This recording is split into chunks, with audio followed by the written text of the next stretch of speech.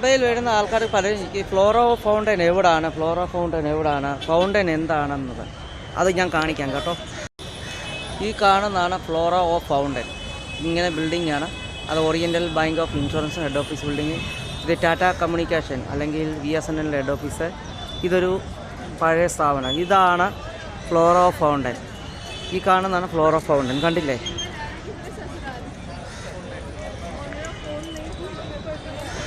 $150 വർഷമായി വെയിലും മഴയും കാറ്റും ഒക്കെ സഹിച്ച് ഒരു കേടുപാടില്ലാതെ നിൽക്കുന്ന ഫ്ലോറോ ഫൗണ്ടൻ. ഇതിൻ്റെ ഒരു സൈഡ് വ്യൂ ആണ്. ഇവിടുത്തെ ശില്പങ്ങൾ എത്രയോ വർഷങ്ങളായി ഇത് ഇങ്ങനെ ഒരു കംപ്ലൈൻറ്റും ഇല്ലാതെ, ഒരു നാശനഷ്ടമില്ലാതെ നിർത്തുവാണ്. പ്രകൃതിയുടെ പ്രതിഭാസങ്ങളെ അതിജീവിച്ചാണ് ഇപ്പോഴും നിൽക്കുന്നത്. ഇത് ഒറിജിനൽ മാർബിളിൽ അന്നത്തെ സമയത്ത് 150 വർഷം മുമ്പ് ബ്രിട്ടീഷുകാർ നിർമ്മിച്ച ഒരു സ്റ്റാച്യു ആണ്. ഇതിൻ്റെ ഞാൻ മൊത്തത്തിൽ റൗണ്ട് ഫിഗറാണ് ഞാൻ കാണിക്കുന്നത്. കണ്ടില്ലേ?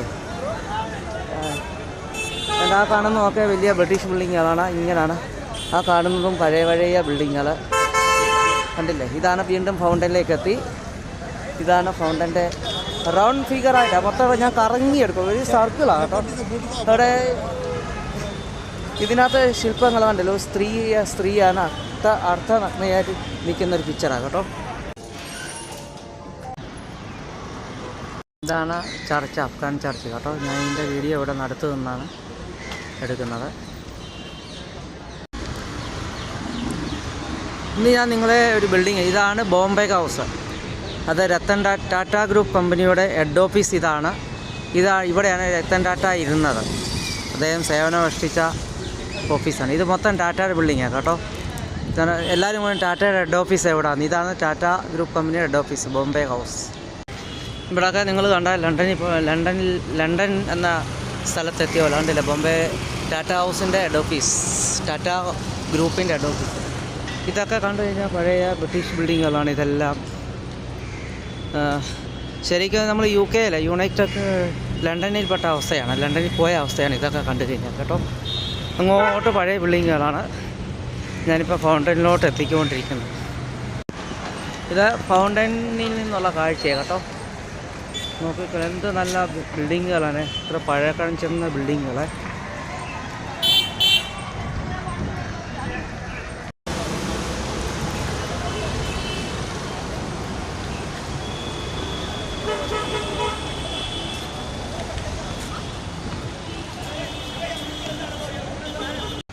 ഈ കാണുന്ന ബിൽഡിങ്ങുകളൊക്കെ നമ്മുടെ ഇംഗ്ലീഷുകാർ കാലത്ത് നിർമ്മിച്ചവയാണ്. അപ്പോൾ ഇന്നും ഒരു കുഴപ്പമോ ഒന്നുമില്ലാതെ വളരെ ഭംഗിയായി തന്നെ നിലനിൽപ്പുണ്ട്. നമ്മുടെ നാട്ടിൽ നിന്ന് വരുന്ന കൺസ്ട്രക്ഷനൊക്കെ കൂടി വന്ന 30-40 വർഷം കഴിയുമ്പോൾ അത് നശിച്ചു പോകുന്നുണ്ട്. പക്ഷേ അവരുടെ ആ നിർമ്മിതി സ്റ്റാൻഡേർഡ് ക്വാളിറ്റി ആയതുകൊണ്ട് ഇന്നും നിലനിൽപ്പുണ്ട്. ഇത് ബോംബെ ഫോർട്ട്. ഇപ്പോൾ ഈ റോഡുകളൊക്കെ വിജനമാകുന്നത് ഇവിടെ സ്ട്രൈക്ക് കാരണമാണ്. അതായത് ഇവിടുത്തെ യുവജന മോർച്ചയാണ്. കണ്ടില്ലേ? ബിൽഡിംഗ് കണ്ടില്ലേ? എന്ത് രസമുണ്ട് കാണാൻ. ഞാൻ കുറേ വർഷത്തിന് ശേഷം മുംബൈയിൽ വന്ന് ഇങ്ങനൊരു വീഡിയോ എടുക്കുക. ഒന്നിച്ചെടുക്കാൻ മൊബൈലിന് കിട്ടുന്നില്ല കേട്ടോ. അതുകൊണ്ടാണ് ഞാൻ കുറച്ച് ക്ലിപ്പ് വൈസാണ് എടുക്കുന്നത്. ഇവരെ പബ്ലിക് ഇടയ്ക്ക് തട്ടിക്കൊണ്ട് പോകും മൊബൈൽ. ഇപ്പോൾ ഒരുത്തൻ എൻ്റെ മൊബൈൽ ഒന്നും തട്ടിപ്പറിച്ചു കേട്ടോ. ഞാൻ എൻ്റെ പെട്ടക്കുറ്റിക്ക് ഒരെണ്ണം കൊടുത്തു. എൻ്റെ കൈ കുടയുണ്ടായിരുന്നു, ഇടത്ത് വെച്ച് ഒരെണ്ണം കൊടുത്തു. അപ്പോഴേയും ഇവിടെ ബോംബെ പോലെ ഇച്ചിരി മറാത്തി സംസാരിക്കാൻ കഴിവുണ്ടെങ്കിൽ ഒന്ന് വിറച്ചു പോകും ഇവിടെ. അപ്പോൾ ഞാൻ ഇച്ചിരി മറാത്തി സംസാരിച്ച് അവന് കൊടുത്തു, മറാത്തിയാണ്. പിന്നെ അവനെ കൈ വിട്ട് കഴിഞ്ഞ് പോയി.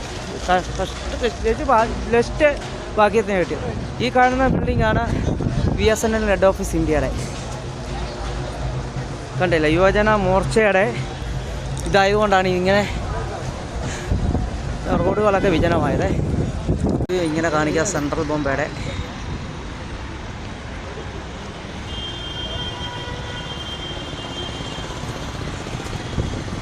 ബിൽഡിങ് നിങ്ങൾ ഓർമ്മയുണ്ടോയെന്ന് അറിയത്തില്ല, പലരും കേട്ടില്ല.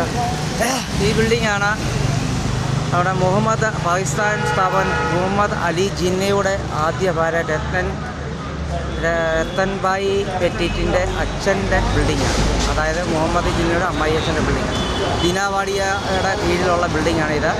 അദ്ദേഹത്തിൻ്റെ മുഹമ്മദ് ജിന്നയുടെ ഏക മകൾ ജിന്നാബായിയുടെ ഉള്ളതാണ്. ഇപ്പോഴും കേസ് കളിച്ചപ്പോൾ ഇന്ത്യ വർഷങ്ങളോളം കേസ് കളിച്ചായിരുന്നു. പിന്നെ അവസാനം ഇന്ത്യ ഗവൺമെൻറ് നിയന്ത്രണത്തിലായി ഈ ബിൽഡിങ്. കണ്ടില്ല ബിൽഡിംഗ് അല്ലേ, ബ്രിട്ടീഷ് മെയ്ഡ് ബിൽഡിങ്ങാണ്. ഇതിൻ്റെ അകത്തൂടെ പോകുന്നത്. കണ്ടു കഴിഞ്ഞാൽ നമുക്ക് ബിൽഡിങ് കാണുമ്പോഴത്തേനെ എൻ്റെ ആ കല്ലിൽ തീർത്ത ബിൽഡിങ്ങുകളെല്ലാം കേട്ടോ. ഇവിടെയൊക്കെ ഇപ്പം സ്ട്രീറ്റ് ബിസിനസ് കുറവാണ്, കാരണം ഇപ്പോൾ ഈ സ്ട്രൈക്കായി കാരണം. ഛത്രപതി ശിവാജി ടെർമിനൽ എന്ന് പറയുന്ന VT സ്റ്റേഷൻ ഇന്ത്യയിലെ ഏറ്റവും വലിയ റെയിൽവേ ടെർമിനലായിരുന്നു. ഇപ്പം 3-ാം സ്ഥാനത്താകും, കാരണം ഇവിടുന്ന് ദാദർ കുർള ടെർമിനലിലേക്കൊക്കെ പുതിയ ടെർമിനൽ നിർമ്മിച്ച് അവിടെ ട്രെയിൻ ഓപ്പറേറ്റിംഗ് ചാലുവായതാണ്.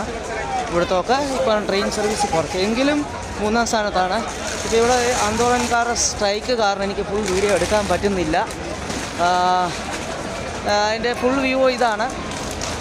ലോക പൈതൃക പട്ടികയിൽപ്പെട്ട ഒരു ബിൽഡിങ്ങാണിത്. നല്ല ചാറ്റമഴയുണ്ട് കേട്ടോ. ഇത് കണ്ടില്ലേ, ഇങ്ങനെ എനിക്ക് വീഡിയോ എടുക്കാൻ പറ്റുള്ളൂ കേട്ടോ. ഇതാണ് കേട്ടോ, ഇതാണ് ഛത്രപതി ശിവാജി ടെർമിനൽ. പലരും കണ്ടോ VT സ്റ്റേഷൻ എന്നും CST എന്നൊക്കെ പറഞ്ഞു. ഇത് മുംബൈ മുനിസിപ്പാലിറ്റി ഹെഡ് ഓഫീസാണ്. അപ്പോൾ ഇന്നത്തെ എൻ്റെ വീഡിയോ കഴിഞ്ഞു. വീണ്ടും കാണാം പുതിയ വീഡിയോ ആയി. Bye bye. ഞാൻ എൻ്റെ വീട്ടിലോട്ട് പോവാണ്, സാക്കിനേക്കാവുന്ന സ്ഥലത്തോട്ട്. ബൈ ബൈ, വീണ്ടും കാണാം.